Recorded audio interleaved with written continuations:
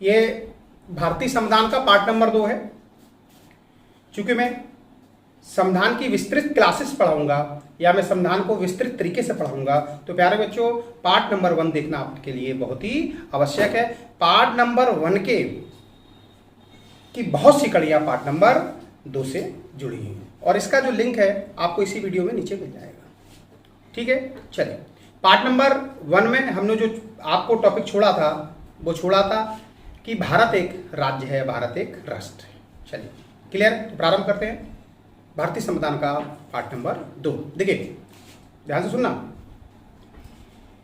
1947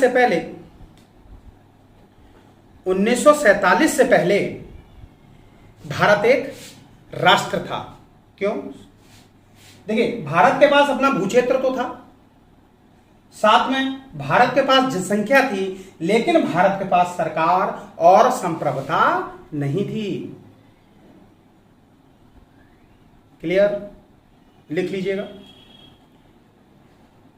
1947 के बाद, ठीक, जब भारत स्वतंत्र होता है 1947 के बाद भारत एक राज्य बना।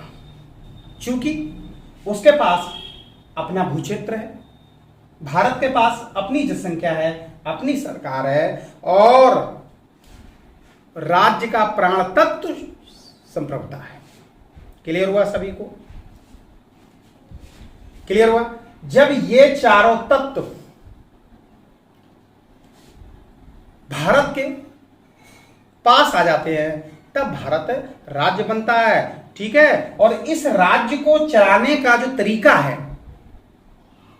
फिर सुनिए, इस राज्य को जो चलाने का तरीका है, इसी तरीके को या इसी सिस्टम को राज्य व्यवस्था के नाम से जाना गया। क्लियर, आगे बढ़ते हैं। अब आइए विशेषता नंबर अगली पर।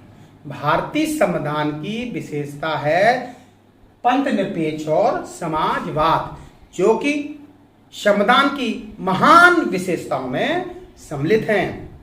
तो हेडिंग डालिए प्यारे बच्चों, ध्यान रखिए। भारत के ज्यादातर एग्जामों में यहां से प्रश्न जरूर बनेगा और बनता रहेगा। तो हेडिंग डालिए, क्या संविधान की विशेषता। उससे पहले मैं बता भी चुका हूं पार्ट नंबर में कौन कौन सी विशेषताएं थी, तो आज मैं बता रहा हूं पार्ट 2 में पंथ निरपेक्ष और समाजवाद। ठीक, चलिए लिखना प्रारंभ करिए। भारतीय संविधान की पंथ निरपेक्ष समाजवाद, इस विशेषता को महान विशेषता के रूप में जाना जाता है। क्यों? ध्यान सुना। पंथ निरपेक्ष और समाजवाद 42वें संविधान संशोधन 1976 द्वारा भारतीय संविधान की प्रस्तावना में समावेश किया गया है। क्लियर हुआ? लिखिए, 42वें संविधान संशोधन 1976 द्वारा पंथ निरपेक्ष, समाजवाद और एक शब्द और जोड़ा गया, अखंडता, को भारतीय संविधान की प्रस्तावना में जोड़ा गया है। लिख लिया है? और सुनिए, प्रस्तावना में सिर्फ यही एक संशोधन भी है।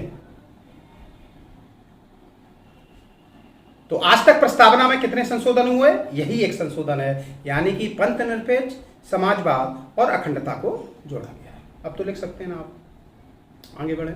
ठीक, हेडिंग डालिए पंथ निरपेक्ष, डाल ली। भारत राज्य या भारत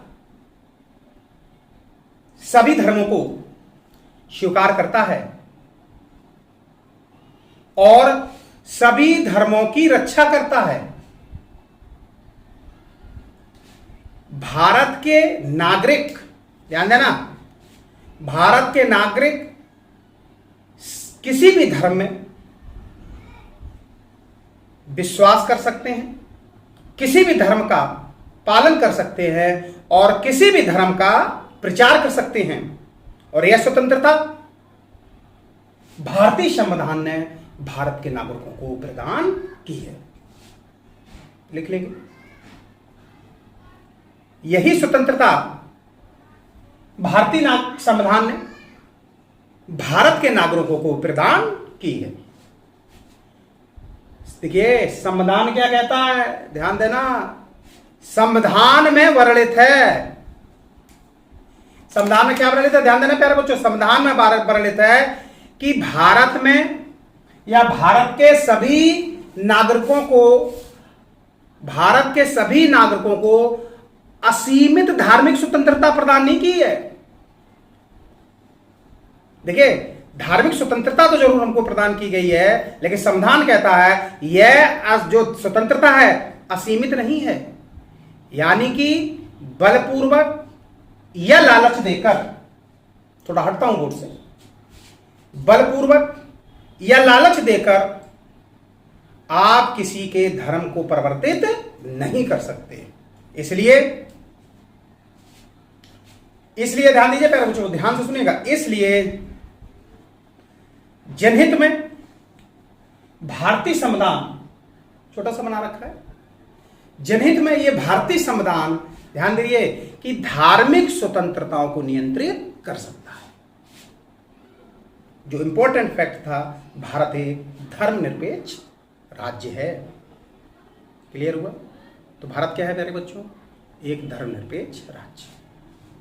आ गया, लिख सकते हैं। चलिए आगे बढ़ते हैं। हेडिंग डालिए, समाजवाद। देखिए समाजवाद कार्ल मार्क्स की देन है, इस शब्द को कार्ल मार्क्स ने बनाया। और समाजवाद सदैव, ध्यान दीजिए, राष्ट्रीयकरण का बोध कराता है। क्या कह रहा हूं मैं प्यारे बच्चों, ध्यान से सुनना। जो समाजवाद होता है सदैव वो है राष्ट्रीयकरण का बोध कराता है, यानी कि जो उत्पादन और वितरण है, जिस देश में समाजवाद है उस देश में यदि जो उत्पादन है और उसका जो वितरण है, उन दोनों का ही राष्ट्रीयकरण होगा या उन दोनों का राष्ट्रीयकरण किया जाएगा। लेकिन सुनो, ध्यान से सुनना, हमारे इस भारत ने समाजवाद को नहीं अपनाया है, हमारे इस भारत ने समाजवादी ढांचे को अपनाया है। हमारे इस भारत ने क्या किया है? समाजवाद को ना अपनाकर समाजवादी ढांचे को अपनाया है। इसलिए भारतीय जो अर्थव्यवस्था है मिश्रित अर्थव्यवस्था का पोषक है।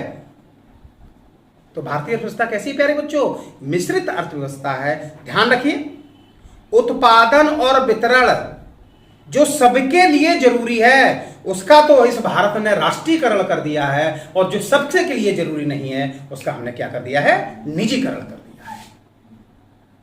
लिख लो, समाजवाद भी 42वें संविधान संशोधन 1976 की देन है। समाजवाद शब्द भारतीय संविधान की प्रस्तावना में जोड़ा गया। क्लियर है? और समाज जो वाद होता है वो सदैव राष्ट्रीयकरण का बोध कराता है, यानी कि जो उत्पादन या जो वितरण है उसका राष्ट्रीयकरण होगा। लेकिन भारत ने समाजवादी ढांचे को अपनाया है, इसलिए भारत मिश्रित अर्थव्यवस्था क्या की बोधक है। क्लियर हुआ? या भारत में किस प्रकार की अर्थव्यवस्था है? मिश्रित अर्थव्यवस्था है। ठीक है प्यारे बच्चों, फिर सुन लो एक बार। जो पढ़ा रहा हूं संविधान में विस्तार पूर्वक क्लास होंगी, और प्रयास ये कर रहा हूं कि आपके एग्जामिनेशन में कोई भी प्रश्न बाहर नहीं जाना चाहिए। सुनिए, मेरा लक्ष्य है कि आपको आगे बढ़ाना, और आपका लक्ष्य है शिक्षा को आगे बढ़ाना। ठीक, तो भारतीय संविधान की इस व्यवस्था को हमने कंप्लीट किया है।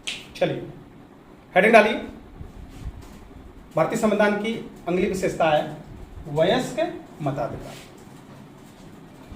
ध्यान से सुनिएगा, यह भारतीय संविधान की क्रांतिकारी और एक महान विशेषता है। सुनिए, भारत में प्रतिनिधियों के निर्वाचन के लिए, फिर सुनिए ध्यान से, भारत में प्रतिनिधियों के निर्वाचन के लिए वयस्क मताधिकार प्रणाली अपनाई गई। और प्रतिनिधि कौन से? देखिए, संसद के अपने 3 अंग होते हैं, राष्ट्रपति, राज्यसभा और लोकसभा। क्लियर हुआ? इन अंगों के जो चुनाव होंगे संसद के, वो वयस्क मताधिकार प्रणाली के अनुसार होंगे। ये प्रत्यक्ष और अप्रत्यक्ष दोनों प्रकार से जनता इनको चुनेगी। एक तो ये प्रतिनिधि हो गए। दूसरा ये, जब राज्य विधानमंडल की बात करेंगे तो देखिए जिस तरह से संसद के 3 अंग हैं, ऐसे राज्य विधानमंडल के भी 3 अंग हैं। कौन कौन से, ध्यान से लिखिएगा जरूर भाई, छोड़िएगा नहीं प्लीज।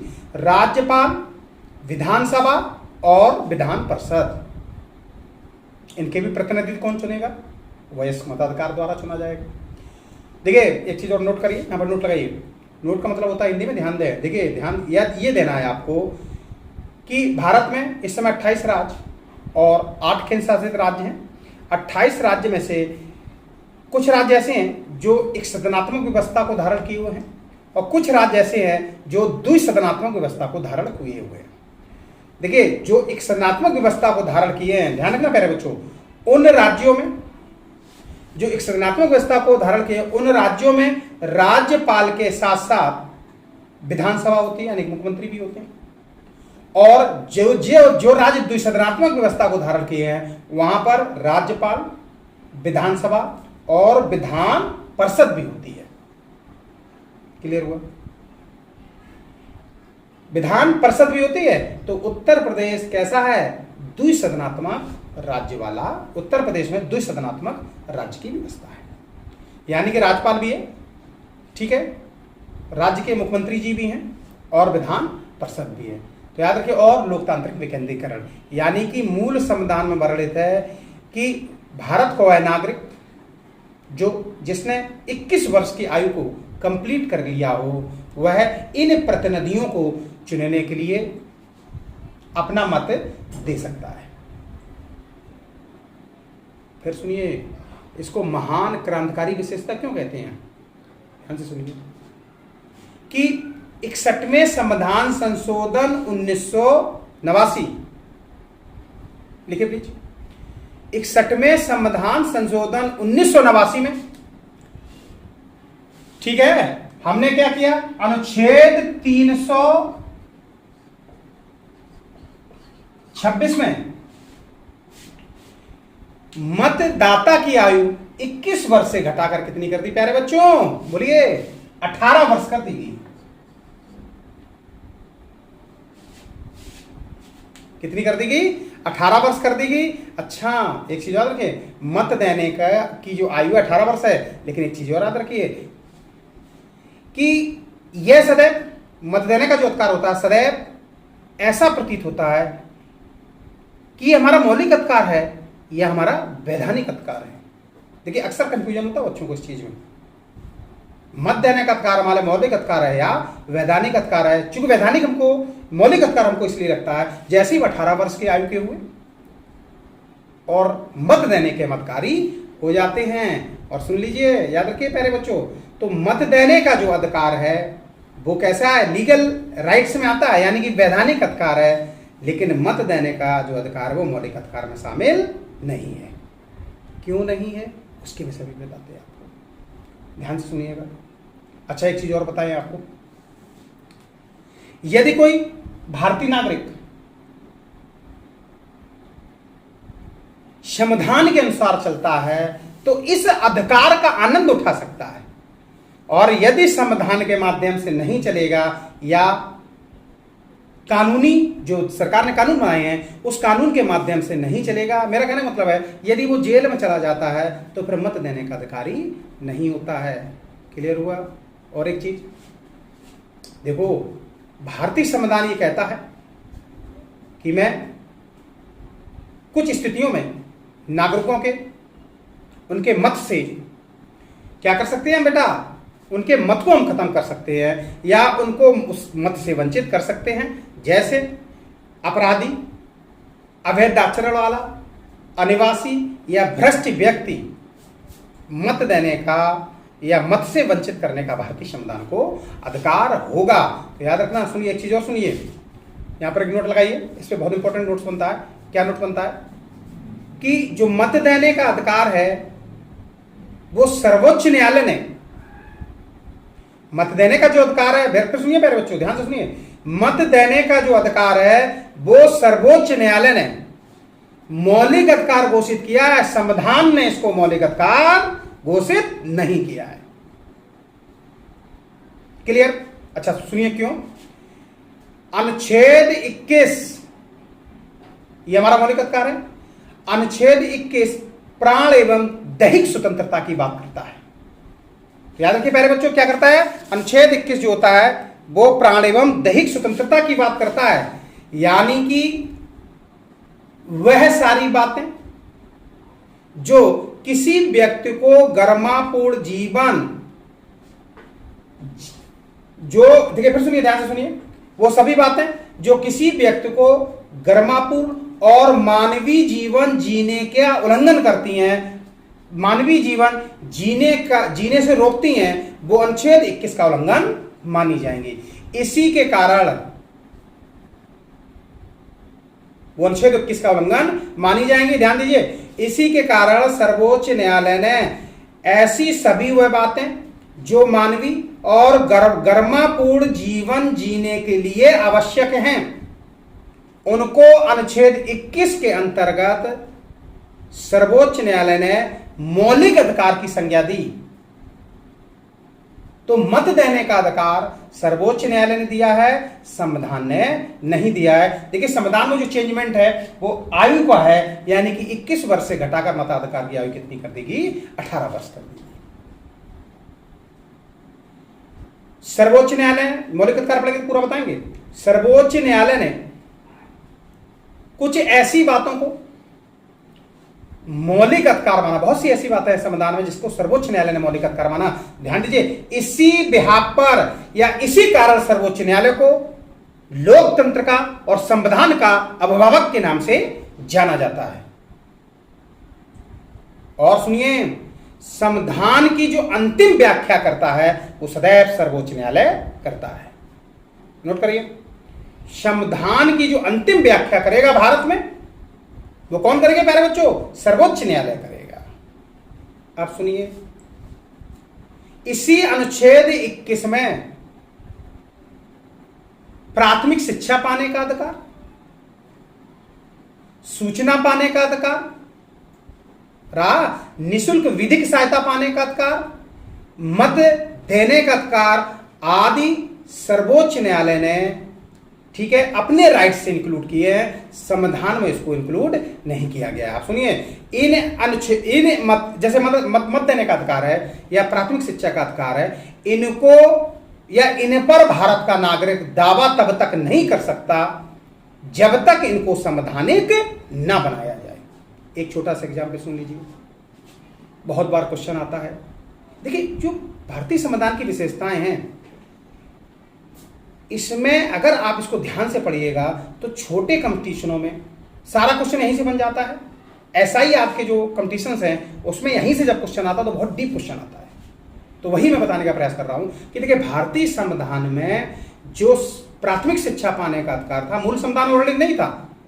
अब ध्यान सुनिए, 86वें संविधान संशोधन 2002 द्वारा हमने अनुच्छेद 21 में रखकर 21 का बनाया, यानी कि 606 से लेकर 14 वर्ष तक को बच्चों को निःशुल्क और अनिवार्य शिक्षा प्रदान करेगा संविधान। देखिए सुन लीजिए, ये मौलिक अधिकार था, ये सर्वोच्च न्यायालय ने दिया था। इसको हमने संवैधानिक तब माना जब इसमें संशोधन हुआ, और संशोधन नंबर कौन सा हुआ? 86वां संविधान संशोधन 2002 हुआ। तो हमने प्राथमिक शिक्षा पाने का अधिकार सबसे पहले मौलिक अधिकार बनाया, यानी कि 21 का में रखा। फिर इसको हमने अनुच्छेद 45 में रखा, यानी कि राज्य के नीति निर्देशक तत्वों में समावेश किया। और इसी को हमने अनुच्छेद किस में रखा? 51 का में रखा, यानी कि हमने 51 का में जोड़ा है 11वां मौलिक कर्तव्य। क्लियर हुआ? तो इस तरह से सर्वोच्च न्यायालय के किसी भी मौलिक अधिकार को हम संविधान संशोधन द्वारा संवैधानिक बना सकते हैं। क्लियर हुआ? सभी को क्लियर हुआ? चलिए आगे नोट करते हैं। विशेषता नंबर जो भी हो आप डाल रहे, एकल नागरिकता। तो भारतीय संविधान के लिए विशेषता जो है वो है एकल नागरिकता। ठीक, नोट करिए। देखिए,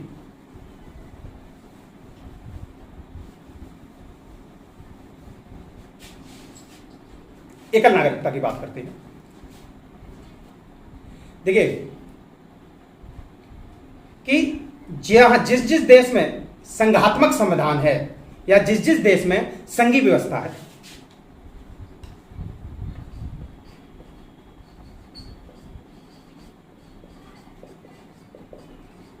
उस देश में दो प्रकार की नागरिकताओं को धारण करने का प्रावधान है।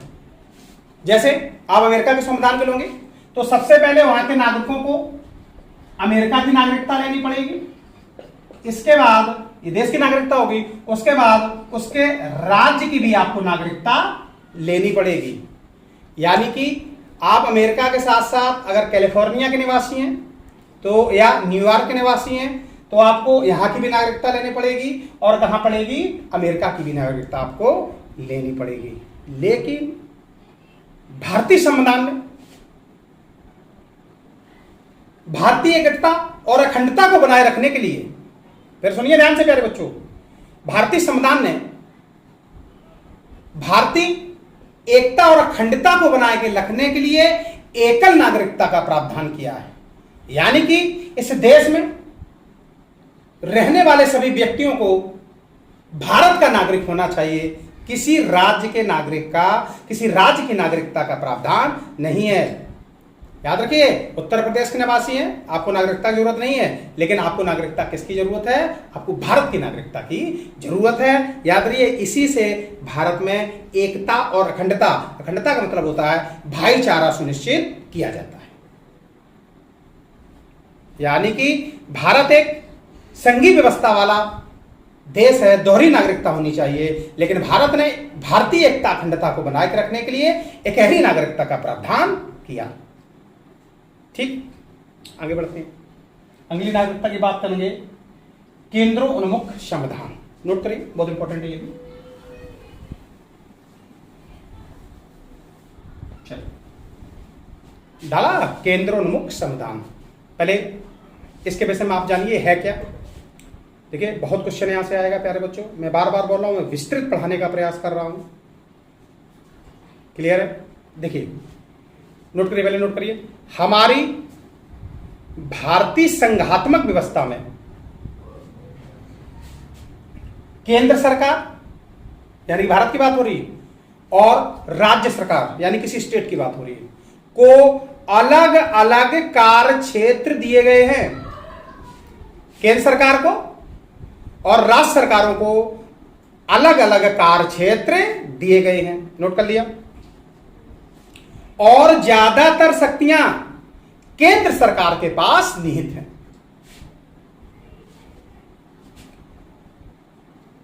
और ज्यादातर परिस्थितियों में, ठीक है, ज्यादातर परिस्थितियों में, नोट करिए, केंद्र के पास शक्तियां निहित हैं। इसीलिए संविधान में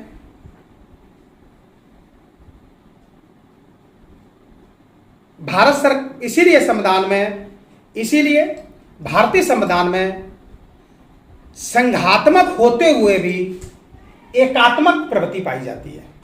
तो भारतीय संविधान कैसा है? संघात्मक है, लेकिन क्या होती है, एकात्मक प्रवृत्ति इसमें पाई जाती है। सुन लीजिए, फिर एक बार नोट कर लीजिए इसमें कि भारतीय संविधान संघात्मक होते हुए भी एकात्मक प्रवृत्ति को धारण किए हुए है।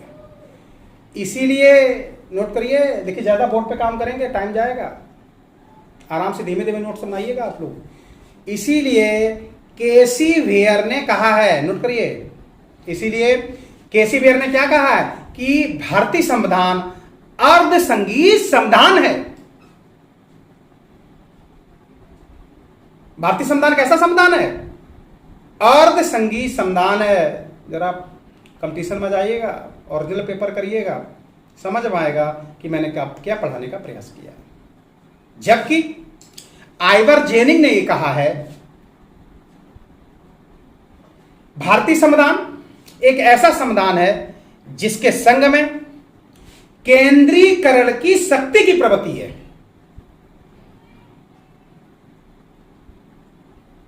आइवर जेनिंग ने क्या बोला है कि भारतीय संविधान या भारत एक ऐसा संघ है जिसमें केंद्रीकरण की शक्ति की प्रवृत्ति है, जबकि हमारे क्या बोले B.R. अम्बेडकर जी ने, बहुत श्रद्धापूर्वक नमन करता हूं ऐसे लोगों को, समस्त लोगों को जिन्होंने इस भारत के लिए योगदान दिया है। माननीय B.R. अम्बेडकर जी ने कहा है, किस पे, केंद्रोन्मुख संविधान पे क्या कहा है, ध्यान से सुनिए, कि भारतीय संविधान को संघात्मकता के तंग ढांचे में नहीं ढाला गया है। यानी कि भारतीय संविधान को संघात्मकता के तंग ढांचे में नहीं डाला गया है। क्लियर हुआ? आ गया सभी को? तो याद रखिए क्या होता है, अभी देखा होगा आपने कोरोना का टाइम पे कि हमारा देश संघात्मक है, लेकिन कभी कभी हमारे देश में एक एकात्मकता धारण करने की प्रवृत्ति आ जाती है। जब कोरोना की पहली लहर आई है तो उसमें भारत के प्रधानमंत्री ही पूरे भारत को संचालित कर रहे थे, ठीक है, और पूरे भारत का ध्यान रहे थे, और स्टेट गवर्नमेंट का, ठीक है, स्टेट गवर्नमेंट की जिम्मेदारी भारतीय संविधान ने या भारतीय प्रधानमंत्री ने उठाई थी। देखिए तब 2020 में जाएंगे तो उस समय एकात्मक प्रवृत्ति धारण किए हुए थे। आज 2021 में आइए तो संविधान में क्या हुआ, 21 में आइए संविधान ने कहीं नहीं संघात्मक स्थिति को दिखाने का प्रयास किया, यानी कि हर राज्य को प्रधानमंत्री जी ने अलग अलग क्या दिया, उनको अपना कार्य करने का मौका दिया। क्लियर हुआ? चलिए भारतीय संविधान की अगली विशेषता पे आइए, संकटकालीन प्रावधान। बहुत बहुत इंपॉर्टेंट है। कौन सी विशेषता है प्यारे बच्चों? संकटकालीन प्रावधान पे आइए, नोट करिए। भारत में 3 प्रकार के संकटकालीन प्रावधान हैं। जो ये देखिए संकटकालीन व्यवस्था जो है जर्मनी के संविधान से ली गई है। अनुच्छेद 352 पहली संकटकालीन व्यवस्था है। वाह्य आक्रमण, यानी कि दूसरा देश कोई आक्रमण करे इस भारत पर, आंतरिक अशांति। क्लियर हुआ? दूसरी की जब बात करेंगे अनुच्छेद 356, यानी कि संवैधानिक तंत्र का फेल हो जाना, राष्ट्रपति शासन। तीसरी जो व्यवस्था होती है उसको बोलते हैं अनुच्छेद 360 वित्तीय संकट। तो 3 भारतीय संविधान की विशेषताओं में संकटकालीन प्रावधान की भी विशेषता है। देखिए विशेषता क्या है ये जानने का प्रयास करिएगा। विशेषता यह है कि संकटकालीन समय में भारत संघात्मक की जगह एकात्मक हो जाएगा। फिर वही पीछे वाली बात रिपीट कि संकटकालीन में जो भारतीय संघात्मक व्यवस्था होती है वो कैसी होती है, एकात्मक हो जाएगी, जैसे कि कोरोना का टाइम। क्लियर हुआ? आगे बढ़े। ठीक, देखिए आपात उपबंध के लिए या संकटकालीन प्रावधान के लिए, ठीक है, अनुच्छेद 352, 356 और 360 कार्य करते हैं। ठीक है, अगली व्यवस्था पाइए, लचीला और कठोर समाधान। देखिए इसकी बात हमने पहले वीडियो में भी थोड़ी सी बताई थी, आज इसको बस विस्तार से थोड़ा सा बताने का हम आपको प्रयास करेंगे। क्लियर है? लचीला और कठोर संविधान की हम लोग बात करेंगे। हेडिंग डालिए लचीला और कठोर संविधान।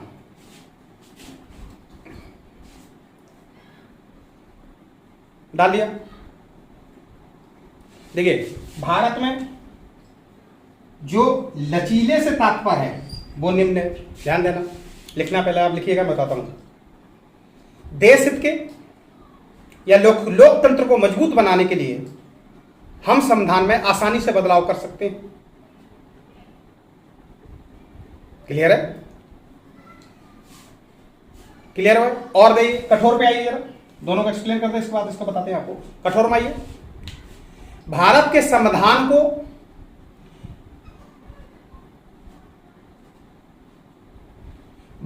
संविधान को इतनी आसानी से छेड़ा नहीं जा सकता और इतनी आसानी से इसके स्वरूप को बदला नहीं जा सकता। तो ऐसी प्रवृत्ति को हम कठोर संविधान के नाम से जानते हैं। याद रखिए प्यारे बच्चों, ठीक है। देखिए कठोर संविधान से मतलब है कि हम भारत में कुछ प्रावधानों को साधारण बहुमत से ही सॉल्व कर लेते हैं। हटेगा साधारण बहुमत।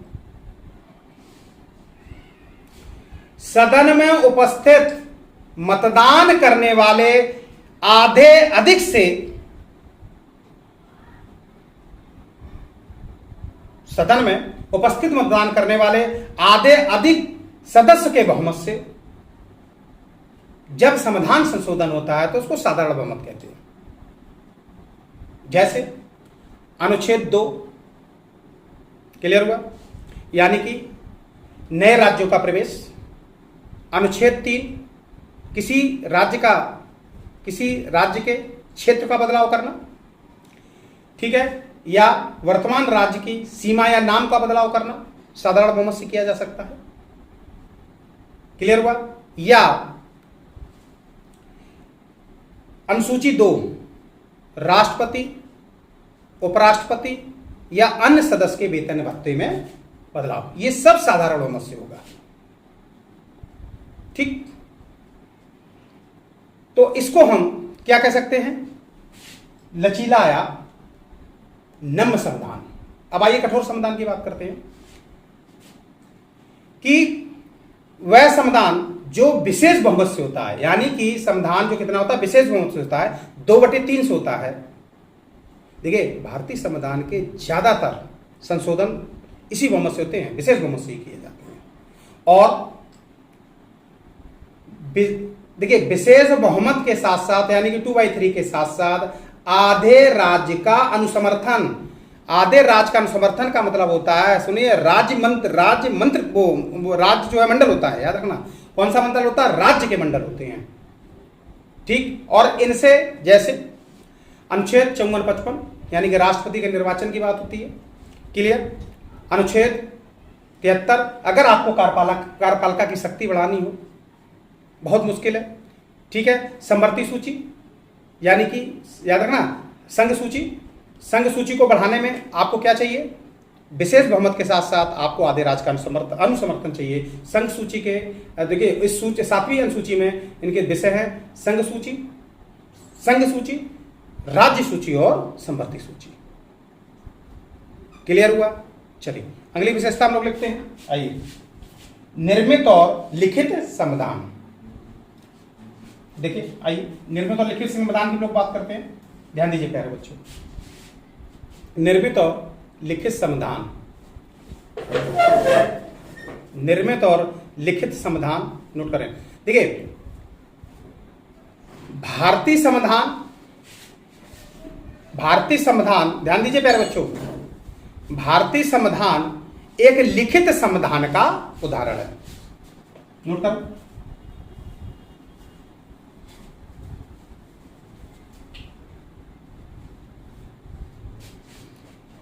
भारतीय संविधान एक लिखित संविधान का उदाहरण है। देखिए, लिखित संविधान का मतलब यह है कि जहां हमने परंपराओं को और जहां हमने प्रथाओं को भी स्थान दिया है। देखिए, आप जब मूल कर्तव्य में जाएंगे, मूल कर्तव्य नंबर 5 ये कहता है, हमें ऐसी सारी प्रथाओं को छोड़ देना चाहिए जो नारी का सम्मान नहीं करती है। इस तरह से भारतीय संविधान कैसा है? एक लिखित संविधान है। और भारतीय संविधान कैसा है? ध्यान दीजिए, एक निर्मित संविधान भी है। देखिए, निर्मित संविधान उस संविधान को कहते हैं, नोट करिए पहले, ऐसे संविधान जिनका निर्माण किसी संविधान सभा द्वारा किया गया हो। क्लियर हुआ। और एक निश्चित समय में किया गया हो। सबसे पहले इसका विकास होता है और बाद में इसका निर्माण होता है। क्लियर हुआ। चलिए आगे बढ़िए। उसको लिखित और निर्मित संविधान के नाम से जाना जाता है। अब आइए, ग्राम पंचायतों की स्थापना। ध्यान से सुनना प्यारे बच्चों कि भारतीय अर्थव्यवस्था में हमारी ग्रामीण और ग्राम, जो हमारे ग्रामीण हैं या हमारे जो किसान लोग हैं, उनकी बहुत बड़ी भूमिका है। इसलिए याद रखनी है, ग्राम पंचायतों की स्थापना कर भारतीय सरकार ने या भारतीय संविधान ने शासन की इकाई में या शासन की उन्हें प्राथमिक इकाई बनाया। तो शासन की प्राथमिक इकाई के नाम से कौन जाना जाता है? ग्राम जाना जाता है। क्लियर हुआ? अगली विशेषता डालिए, उप प्रधानमंत्री की नियुक्ति। क्लियर हुआ? देखिए, जब, नोट करो जल्दी से, उप प्रधानमंत्री की नियुक्ति भारतीय संविधान में किसी भी अनुच्छेद में उप प्रधानमंत्री की बात नहीं कही गई है। भारतीय संविधान में किसी भी अनुच्छेद में उप प्रधानमंत्री की बात नहीं कही गई है। याद रखना, जब प्रधानमंत्री को ये लगे, नोट करिए जरा, जब प्रधानमंत्री को ये लगे कि उसके कार्य या उसको उसकी सहायता के लिए किसी व्यक्ति विशेष की जरूरत है, तो वह उप प्रधानमंत्री का सृजन कर सकता है। जैसे जवाहरलाल नेहरू ने सरदार वल्लभ भाई पटेल को भारत का पहला उप प्रधानमंत्री बनाया और अटल बिहारी वाजपेयी ने लाल कृष्ण आडवाणी को भारत का अंतिम या भारत का 8वां उप प्रधानमंत्री बनाया। तो प्यारे बच्चों, पार्ट नंबर 1 से लेके पार्ट नंबर 2 तक ध्यान दीजिएगा। पार्ट नंबर 1 से लेके पार्ट नंबर 2 तक आप अब आकलन कीजिएगा कि कितने ज्यादा वन लाइनर क्वेश्चंस बन चुके हैं। तो इस तरह से जब भी किसी भी सब्जेक्ट को विस्तार से पढ़ाया जाएगा तो छोटे छोटे क्वेश्चन अपने आप उस टॉपिक से निकलते हुए बाहर आ जाते हैं। प्यारे बच्चों, मैं चाहता हूं आप जीतें, मैं चाहता हूं भारतीय शिक्षा जीते, मैं चाहता हूं कि आपके सारे सपने और आपने जो भी लक्ष्य बनाया है वो सब चीज आपकी, वह सभी चीज आपकी सफल हो और कहीं ना कहीं आपकी सफलता में मेरा थोड़ा सा भी अगर योगदान हो तो प्लीज बच्चों वीडियो को सपोर्ट करें। प्यारे विद्यार्थियों, शिक्षा को आगे बढ़ाएं। धन्यवाद।